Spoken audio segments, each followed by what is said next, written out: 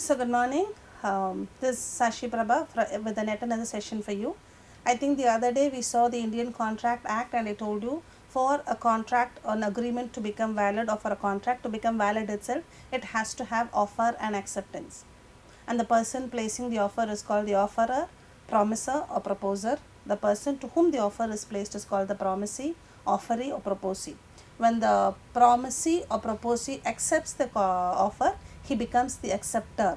So Indian Contract Act defines acceptance as when a person to whom the proposal is made signifies his assent thereto, the proposal is said to be accepted.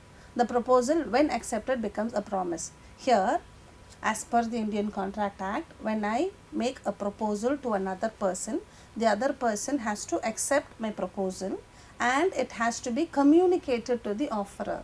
That is what it means when they say signifies is assent thereto. When they say assent, assent is consent, me accepting the offer. So suppose A asks B, will you buy my car? And if B is willing to buy the car, he has to give his consent to A. It has to be communicated. See, that is what they mean when they say signifies. So the consent has to be signified, or the consent has to be communicated.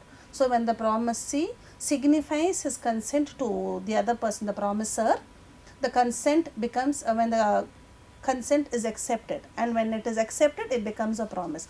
So I repeat the definition: when the person to whom the proposal is made signifies his consent thereto, the proposal is said to be accepted, and when the proposal is accepted, it becomes a promise.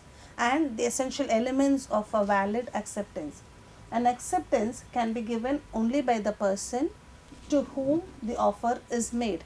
For example, when A asks B, will you buy my car? It is up to only B to either accept the proposal or reject the proposal. A third person here, yes, every rule has its own exceptions, but I am not talking about exceptions now. A third person here cannot accept the proposal. If a third person accepts the proposal, then that doesn't become a valid acceptance, and hence there is no contract. So acceptance has to be made by the person to whom the proposal is made, and that's it. For example, there was a case law where A sold his business to B, and if never informed his customers that he is selling his business to B. C, a regular customer of A, places an order to A, and that order actually goes to B because the business has been sold to B. And B, when he receives the order, he knows the order is not towards him, the order is for A. But in spite of the fact, knowing that the order is not for him, B supplies the customer with whatever he had ordered for. When C receives the order, C refuses to pay. C doesn't want to have anything to do with B because C was intending to enter into a contract with A. So when this case goes to the court, the judgment was acceptance should be given only by the person to whom the contract is made, or to whom the offer is made.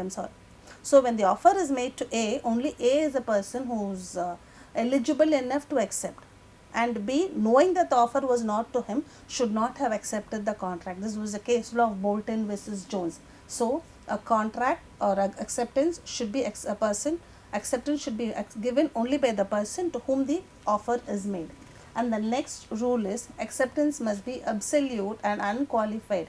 For example, when A asks B, will you buy my pen? There was a case law. Will you buy my pen? And he says, will you buy it for 1,000 rupees? B says, yes, I will buy the pen, but for 950. And then the person says, no, I will not sell the pen for 950. And after few days, again B places an offer telling, okay, I will buy the pen for 1,000 rupees. But now A is not willing to sell the pen, because when A asked, will you buy the pen for 1,000 rupees? And when B said, yes, I will buy it for 950, here there is no acceptance, because acceptance has to be unconditional, that is without any conditions. There should not be any there is no acceptance here, because B, instead of accepting, he places another offer telling, will you sell the pen for 950? Are you clear? When a person says, will you buy it for 1,000 rupees? If B had said, yes, I will buy it for 1,000 rupees, then there is an unqualified, unconditional acceptance.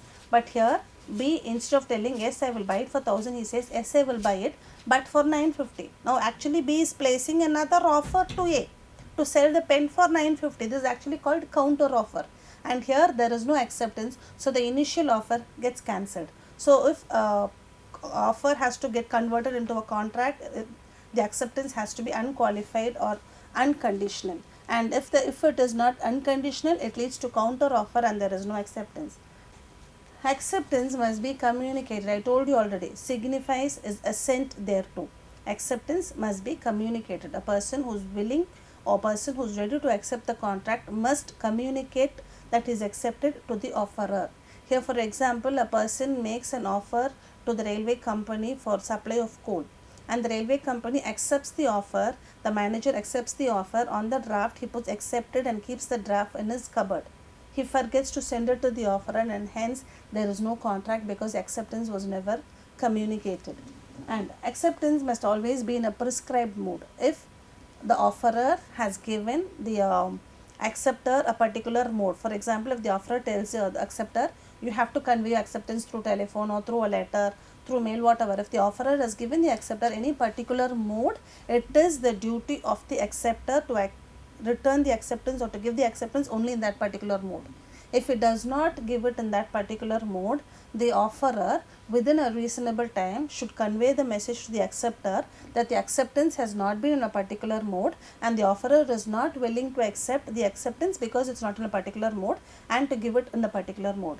If the offerer forgets or if the offerer does not intimate to the acceptor that the acceptance is in a particular mode within a stipulated or reasonable period, then the offerer is it looks as if the offerer has accepted the acceptance. And if there is no particular prescribed mode, the acceptance has to be in a reasonable mode.